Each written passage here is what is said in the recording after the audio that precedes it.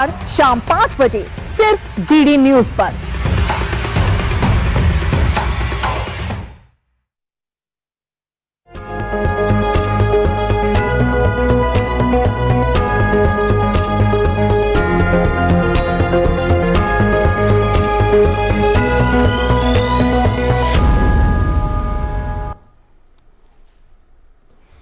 नमस्कार, आप देखना शुरू कर चुके हैं हमारी खास चर्चा का प्रोग्राम। मैं हूं लाल चंद्र सिंह।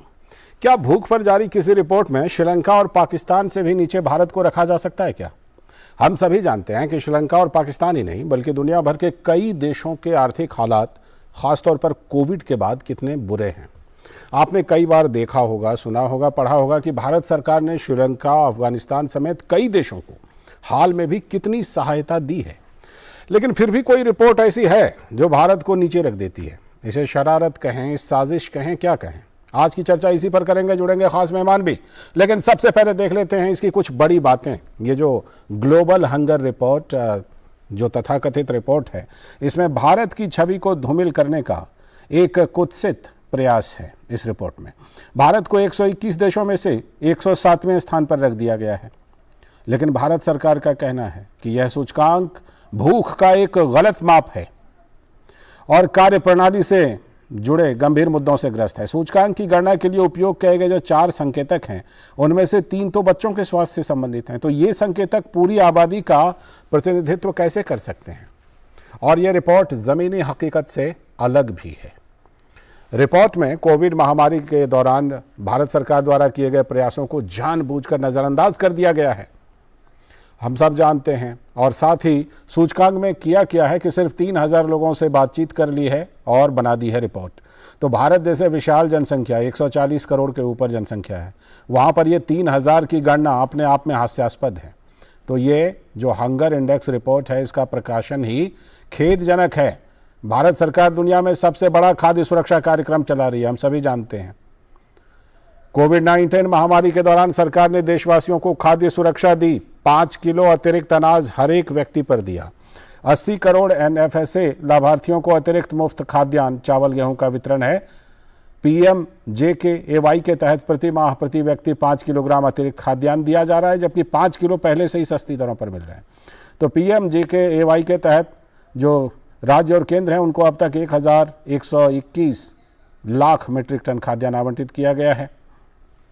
और अब तो योजना को दिसंबर 2022 तक के लिए बढ़ा भी दिया गया है और कुछ ही दिन पहले कैबिनेट ने ये फैसला लिया था। तो ऐसे में बड़ा सवाल ये है कि ये रिपोर्ट बनी कैसे, किसने बनाई और रिपोर्ट बनाने का आधार क्या रहा, उसके पीछे मकसद क्या रहा। इस पर चर्चा करने के लिए हमारे साथ 2 बेहद ख़ास मेहमान हमारे साथ जुड़ रहे हैं। हमारे साथ इस समय जुड़े हुए हैं जी, हमारे साथ वरिष्ठ पत्रकार अवधेश कुमार जी जुड़ गए हैं और साथ ही डॉक्टर रतन चंद जो हमारे साथ निदेशक एग्रो फाउंडेशन के हैं। दोनों मेहमान हमारे साथ जुड़ चुके हैं। मैं पहले रुख करता हूं, अवधेश जी के पास आऊं, उससे पहले डॉक्टर रतन चंद जी के पास चलता हूं। डॉक्टर रतन जी, आपने भी इस रिपोर्ट की कुछ बातें तो देखी होंगी। मुझे लगता है कि जिनको बहुत ज़्यादा समझ ना हो, अगर कोई सतही समझ रखने वाला भी व्यक्ति हो और जो वो देखेगा कि श्रीलंका और पाकिस्तान से नीचे रखा गया है भारत को, तो वो इस रिपोर्ट के बारे में जाहिर सी बात है कि अपनी राय बना लेगा। लेकिन फिर भी रिपोर्ट की बारीकियों को आपसे समझना चाहते हैं कि बताइए किस आधार पर यह रिपोर्ट बनाई गई है। नमस्कार जी नमस्कार। आप देखेंगे कि ये जो रिपोर्ट है 4 इंडिकेटर के ऊपर बेस्ड है। हाँ, चार सूचकांक है इसके। एक अंडर न्यूट्रिशन है जी, एक चाइल्ड वेस्टिंग है जो कि ये मापता है कि 5 साल के कम बच्चे हैं, उनकी वेट फॉर देयर हाइट वो कम है अगर, तो उसको देखता है। और ऐसे ही 5 साल से कम बच्चे हैं जो कि चाइल्ड स्टंटिंग उसको बोलते हैं, वो हाइट फॉर देयर एज होता है, उसमें कम है, उनका सूचकांक है। और एक अंडर 5 चाइल्ड मोर्टेलिटी है जिसमें 5 साल से कम बच्चों की मृत्यु दर जो है वो ली जाती है। तो आप देखेंगे और फिर इन सारे इंडिकेटर्स को जैसे अंडर न्यूट्रिशन का है उसको 1/3 वजन दिया गया है, और स्टंटिंग वेस्टिंग को 1/6 1/6, और चाइल्ड मोर्टेलिटी को 1/3। तो एक वेटेड एवरेज होता है। इन सारे सूचकांकों को पहले एक स्टैंडर्डाइज करके फिर ये वेट लगा के, जो मैंने बताया 1/3 1/6 एंड 1/3, इनका वेट लगा के एक स्कोर लिया जाता है, और ये स्कोर ही जो है वो हंगर इंडेक्स कहलाता है, जो कि इंडिया के लिए तो चलिए सबसे पहले तो सवाल इसी पर 29.1 है। सवाल इसी पर है, तो ये क्योंकि इसका देश में सिर्फ बच्चे तो नहीं रहते। हाँ जी, मैंने कहा सवाल सबसे पहले इस प्रक्रिया पर ही है कि देश में 140 करोड़ लोगों के देश में सिर्फ बच्चे नहीं रहते, और सिर्फ बच्चों के स्वास्थ्य या उनको देख करके आप अगर कोई ये तय करता है तो उसको ये रिपोर्ट तैयार करनी चाहिए कि बच्चे का स्वास्थ्य कैसा है। जो हंगर रिपोर्ट है वो तो 140 करोड़ आबादी वाले भारत के लिए है ना। मैं लौटता हूँ आपके पास और अवधेश जी का रुख करता हूँ। अवधेश जी, 3000 लोगों को पूछ लेते हैं, पूछ करके और उसके बाद बच्चों के जो स्वास्थ्य से संबंधित है उसी पैरामीटर को रख करके, और उसके बाद सवाल इसमें यह पूछा जाता है कि आपने क्या क्या खाया और आज आपको और क्या खाने का मन था। तो मैं कहता हूं कि मैं आज रोटी दाल सब्जी खा करके आया हूं, लेकिन मुझे कुछ और भी खाने का मन था। तो इस आधार पर क्या हंगर रिपोर्ट बनेगी अवधेश जी? देखिए, ऐसा है कि दुनिया में ऐसे लोगों को मान्यता प्राप्त है, या तो जो स्वयं बायस्ड हैं, या जिनकी अपनी समझ नहीं है कि किसी के भूखमरी का या भूख के पैमाना क्या हो सकता है। अगर इसने ये बताया है तो इसको ये भी तो बताना चाहिए कि भारत में पिछले इतने सालों में भूखमरी से कितने लोग मरे हैं। अगर हमारे यहाँ ये स्थिति है तब तो भूखमरी से मरने वालों को भी संख्या होनी चाहिए। अखबार में कोई रिपोर्ट आती है कभी कि हमारे यहाँ भूखमरी से मरी है? असल में 2 NGO हैं ये जी, एक आयरलैंड के, एक जर्मनी के। NGO का नाम है, हाँ वो वही ना, कंसर्न वर्ल्ड वाइड, और एक है वर्ल्ड हंगर हेल्थ। तो ये 2 NGO हैं। ये NGO अपनी रिपोर्ट बनाते हैं, और वो उस रिपोर्ट के आधार पर जो है फूड एंड एग्रीकल्चर ऑर्गेनाइजेशन इसको जारी करता है। ये निहायत ही गैर जिम्मेवार है। लेकिन इसके बृहद कारणों को देखिए, दुनिया में तो इससे भारत पर क्वेश्चन उठने लगा है, लोग उठाने लगे हैं, मीडिया में छपने लगा है, नैरेटिव तो चल पड़ा। जब इस समय जब हमारी वित्त मंत्री विदेश में है और वहां एक विज्ञापन छपाया जा सकता है कि भैया वित्त मंत्री, भारत के वित्त मंत्री मोस्ट वांटेड है, तो कैसे लोग सक्रिय, इसका अंदाजा लगाइए। तो इसके आधार पर चल निकला है। लेकिन ये इसके कारण को देखने की आवश्यकता है। इसका कारण क्या है? आप देखेंगे कई चीजें इस समय भारत के प्रतिकूल हुई है जी। अमेरिका का बाइडेन गवर्नमेंट का पाकिस्तान के को लेकर के स्टैंड आप देख लीजिए। जर्मनी का आप देख लेंगे कि कश्मीर को लेकर के, हालांकि फिर सब दबाव में आते हैं। अभी अमेरिका ने अपनी सिक्योरिटी जो पॉलिसी है वो जारी की, उसमें भारत को स्थान दिया है। भारत जब उठ के खड़ा हो रहा है दुनिया में और बड़े देशों के नियंत्रण में हमारा देश नहीं आ रहा है, प्रधानमंत्री अपने राष्ट्रीय हितों से समझौता करने को तैयार नहीं है, एजेंडा यहीं पर है। बिल्कुल एक पॉलिसी ली। तो दुनिया में ये है, दुनिया में है कि चलो चीन को तो दबाना है, लेकिन भारत को कैसे नियंत्रण में रखा जाए कि ये बाहर न जाए। तो इसके आधार पर अलग अलग प्रकार की शक्तियां सक्रिय है, और एक और भी शक्तियां हैं गैर सरकारी लेवल पर, जिसका एजेंडा ही है कि नरेंद्र मोदी सरकार को, बीजेपी को, आरएसएस को बिल्कुल ऐसी स्थिति पैदा करो कि वो तो मुसलमान के खिलाफ है ही है, लेकिन ये शासन भी नहीं चला रहे हैं ठीक से। इनके समय भुखमरी बढ़ गई है। तो एक एजेंडे की तरह बिल्कुल सारी चीज हो रहा है। इस एजेंडा को आपके जरिए, केवल सरकार के नहीं, ये भारत विरोधी रिपोर्ट है। बिल्कुल, इस एजेंडा को आपके जरिए और डिकोड करने की कोशिश करेंगे। चलते हैं फिर से एक बार डॉक्टर रतन चंद जी के पास।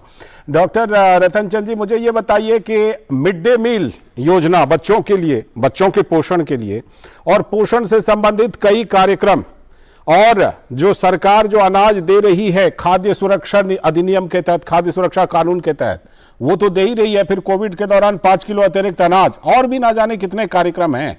इस तरह के कार्यक्रम चलाने वाले कितने देश हैं डॉक्टर रतन चंद जी पूरी दुनिया में? मुझे लगता है कि भारत जैसे कम ही देश होंगे।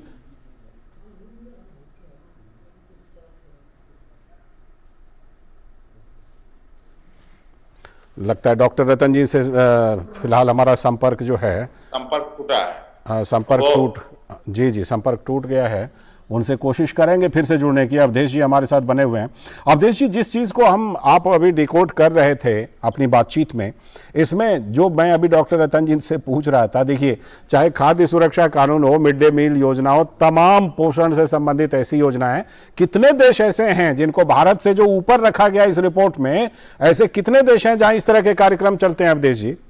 नहीं, तो जब पाकिस्तान हमसे ऊपर है, हाँ, श्रीलंका भी सरकार ऊपर गई है, हाँ, तो उसको जब ऊपर हमसे नीचे अफगानिस्तान को रखा गया है, तो जाहिर है कि ये सारे तो ये इनको कहा जाता है कि ये एक तो क्रिमिनल होता है गोली मारने वाला, हाँ, ये तो विश्व मानवता के अपराधी है कि जो जहां 80 करोड़ लोगों को कोरोना में मुफ्त राशन देने की योजना चली है, उस बीच में जहां बच्चों का आप प्रयोग कर रहे हैं, माताओं के लिए पोषण योजना है, गर्भवती महिलाओं के लिए, बच्चों के लिए अलग से पोषण योजना है, अलग अलग राज्य सरकारें चला रही है, कई 1000 रुपए महीना, कई 2000 महीना चला रही है, विधवा पेंशन है, वृद्धावस्था पेंशन है, बहुत सारी चीजें चल रही है इस समय अलग अलग। तो और बहुत सारे एनजीओ भी हमारे यहाँ, धार्मिक संस्थाएं काम कर रही है।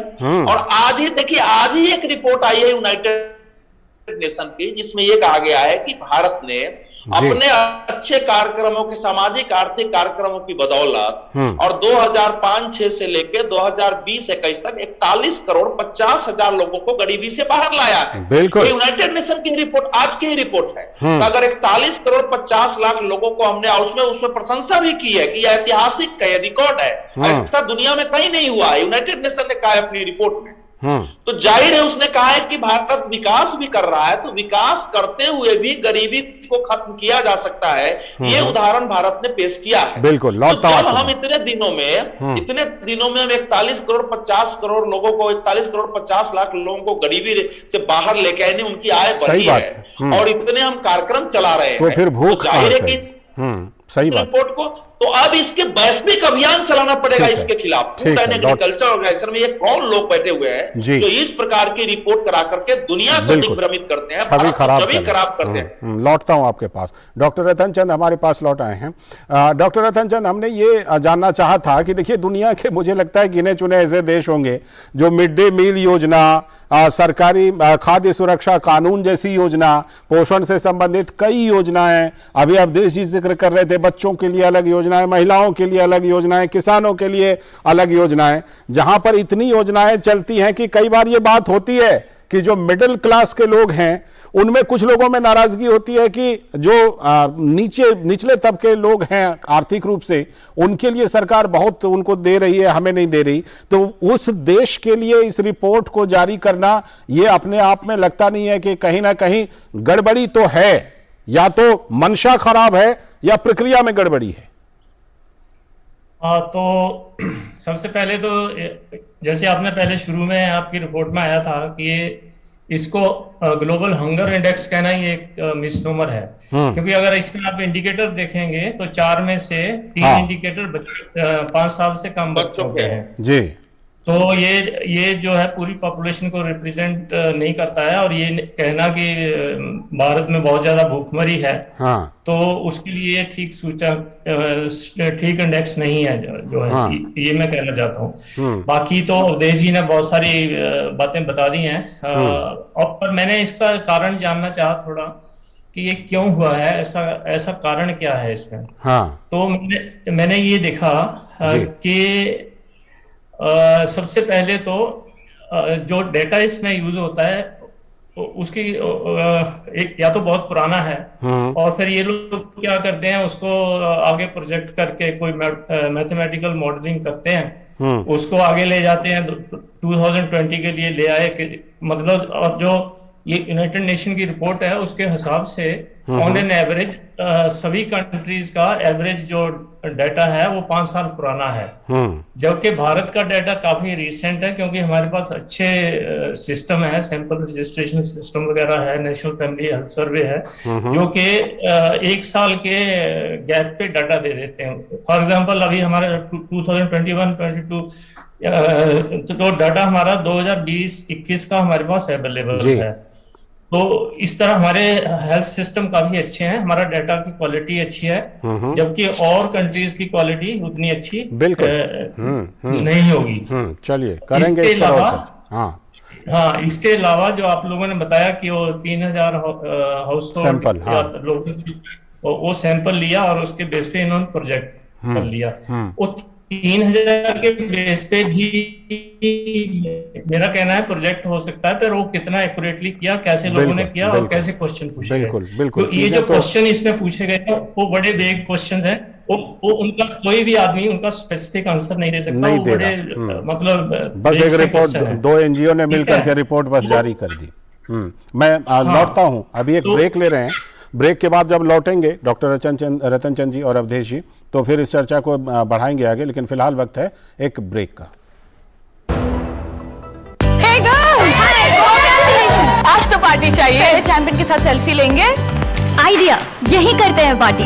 Pizza party. ये चल अपना कार्ड और पिन दे। मेरे कार्ड की डिटेल्स मैं खुद ही डालूंगी। आरबीआई कहता है अपना पिन, ओटीपी, सीवीवी या इंटरनेट बैंकिंग पासवर्ड किसी के साथ शेयर ना करें। ऑनलाइन बैंकिंग सिर्फ अपने कंप्यूटर, मोबाइल और सिक्योर नेटवर्क से करें।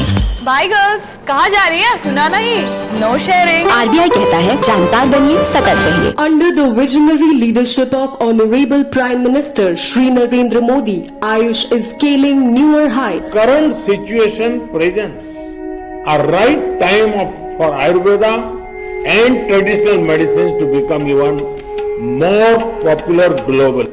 Ayush-based herbal products are being exported as medicine and food supplements in more than 100 countries. Ayush-related training and courses are easily available in more than 20 nations. Ayush is recognized in 16 countries. The Ministry of Ayush has demonstrated its commitment to effectively fight COVID-19 pandemic. It has issued COVID advisories and guidance, recommended yoga and herbal practice for safety. 8,32,445 Ayush COVID warriors enlisted, taking traditional medicine system to the masses. Committed to health and wellness, Ayush is serving humanity with increasing vigor and efficiency. पैसाबाजार.com पर lowest interest rate वाला loan भी है और maximum loan amount वाला भी। ये सब और बहुत सारे लोन ऑप्शंस मिलेंगे सिर्फ पैसाबाजार.com पर। ब्रेक के बाद एक बार फिर से आपका स्वागत है। आज हम चर्चा कर रहे हैं कि ये जो ग्लोबल हंगर इंडेक्स जो 2 एनजीओ ने जारी किया है 2022 का, उस रिपोर्ट में भारत को 107वें नंबर पर रखा है। और जो कई पड़ोसी देश जहां के आर्थिक हालात के बारे में आप जानते हैं कि कितने खराब है, वहां पर आर्थिक हालात इतने खराब हैं कि भारत वहां पर आर्थिक सहायता पहुंचाता है, बार बार पहुंचाता है, और उनसे भी नीचे भारत को रखा है इस लिस्ट में। तो ये लिस्ट कैसी है, इस पर अपने आप सवाल है। चर्चा करने के लिए हमारे साथ 2 खास मेहमान जुड़े हुए हैं।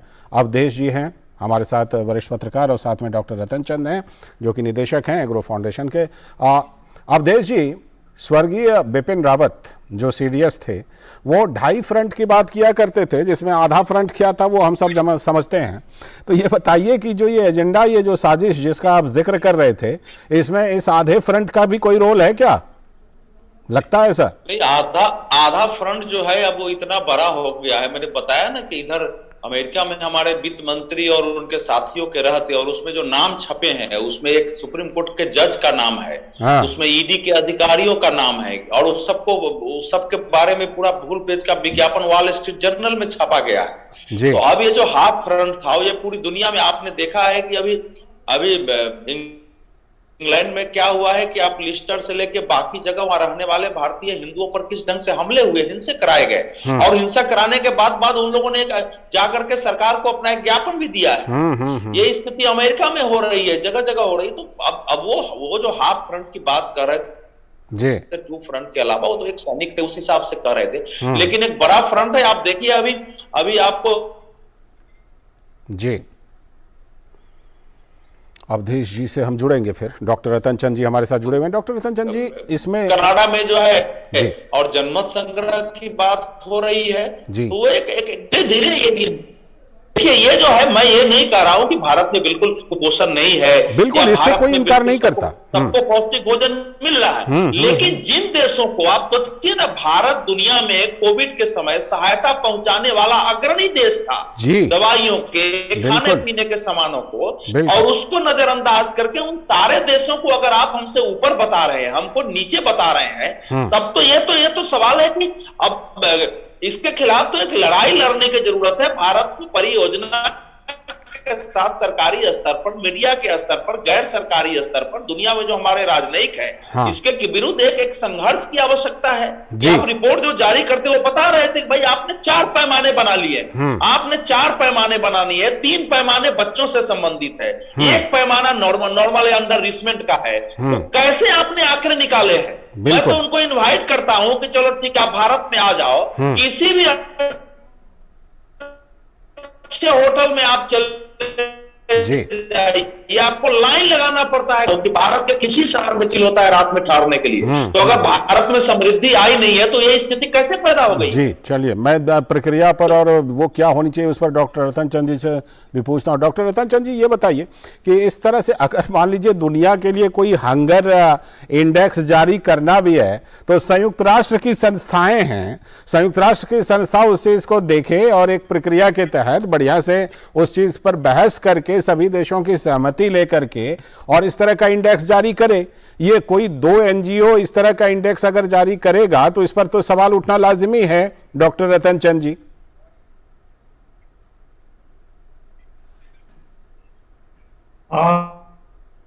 तो इस बारे में मेरे को ये है जी, वो उतना ही अच्छा होता है जितना कि उसमें डाटा की क्वालिटी होती है। आपके जो 4 इंडिकेटर है उनकी डाटा क्वालिटी कैसी है, अगर वो डाटा क्वालिटी खराब है तो इंडेक्स भी बेकार है। तो ये मैं बात आप लोगों को बताना चाहता हूँ। और मैं जब देख रहा था इस डाटा को, तो एक इंडिकेटर है जो वेस्टिंग ऑफ चिल्ड्रन है, एज फॉर हाइट वाला बच्चों का, तो उसमें देखा कि भारत जो है सबसे नीचे है। मतलब ऐसा कभी सोच सकते हो कि वेस्टिंग में भारत जो है सारे जितने भी कंट्रीज इसमें लिए गए हैं सबसे नीचे है। तो ये जो अनइमेजिनेबल डाटा है, और डाटा में कुछ भयंकर प्रॉब्लम्स है। हो सकता है इंडिया का डाटा ठीक हो, पर दूसरे देशों का डाटा इसका मतलब ठीक नहीं है, कुछ इन्होंने मॉडल करके एस्टिमेट कर रखा है। सो वो एक मेन कारण मेरे को लगता है। दूसरा, एक वैसे डाटा तो इन्होंने लिया हुआ है, वो यूनाइटेड नेशंस के सोर्सेज से ही लिया हुआ है, जो ये सारे बच्चों का डाटा वहां से लिया, और ये जो सर्वे 3000 का है अंडर न्यूट्रिशन का, वो एक अलग किया है।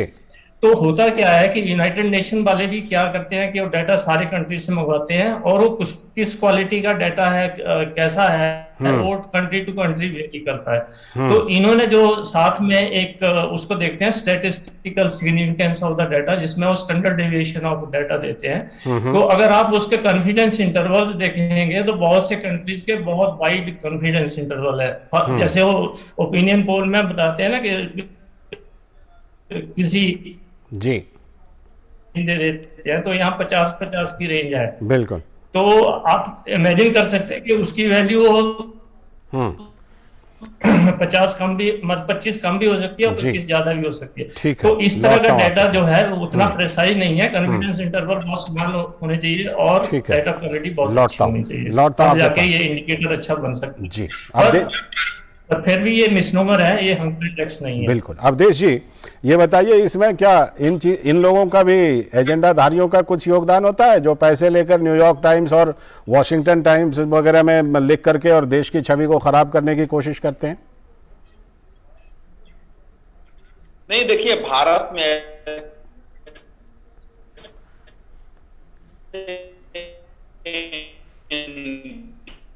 एनजीओ है जो अपने हिसाब से वो भी डाटा, यूनाइटेड नेशन भी एक दुनिया का एक एनजीओ है। यहाँ तक ऑक्सफैम की हमने डाटा भारत के बारे में इतने बुरे डाटा, इतने गलत छवि ऑक्सफैम पेश करती है।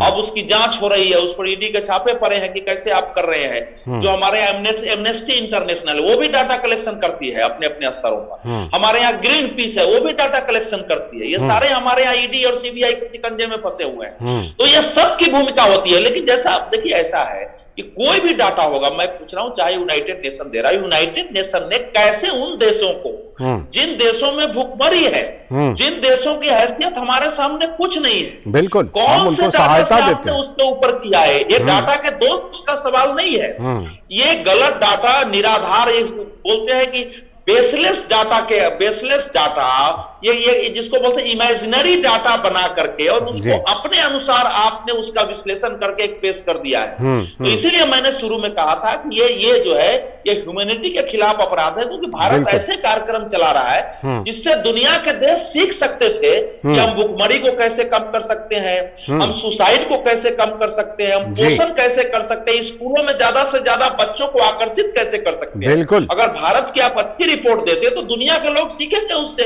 और आपने गलत रिपोर्ट दे करके अपने एजेंडे से दुनिया को इससे वंचित किया। बिल्कुल, कई जो मान्यता प्राप्त संस्थाएं हैं, विश्व बैंक जैसी संस्थाएं, उन्होंने समय समय पर भारत के प्रयासों की तारीफ की है। और बात सिर्फ अपने यहाँ योजनाएं चलाने की नहीं है। अभी रूस यूक्रेन युद्ध हुआ तो गेहूं की जरूरत पड़ी तो पूरी दुनिया भारत की तरफ देखने लगी। हम जानते हैं कि हमारे यहाँ खाद्यान्न का कितना उत्पादन होता है, एफसीआई के गोदाम से खाद्यान्न रखे जाने और बर्बाद होने की खबरें आती हैं, और ये रिपोर्ट कहती है कि भारत हंगर इंडेक्स में पड़ोसी देशों से भी पीछे। जाहिर सी बात है कि ये जो रिपोर्ट है ये अपने आप में सवालों के घेरे में, इसकी प्रक्रिया, इसकी मंशा, सब कुछ पर सवाल है। बहुत बहुत शुक्रिया डॉक्टर रतन चंद जी जुड़ने के लिए, और अवधेश कुमार जी आपका भी जुड़ने के लिए और चर्चा करने के लिए। तो ये रिपोर्ट अपने आप में कई चीजों को लेकर सवालों पर, चाहे सैंपल साइज सिर्फ 3,140 करोड़ लोगों का देश, बाकी बच्चों से संबंधित 4 में से 3 सवाल हैं, और उस पर पूरे 140 करोड़ आबादी का हंगर इंडेक्स तैयार कर दिया। तो सवालों के घेरे में, संदेह के घेरे में, मंशा भी, प्रक्रिया भी। तो फिलहाल आज की चर्चा में इतना ही, लेकिन डीडी न्यूज पर खबरों और कार्यक्रमों का सिलसिला लगातार जारी है। नमस्कार।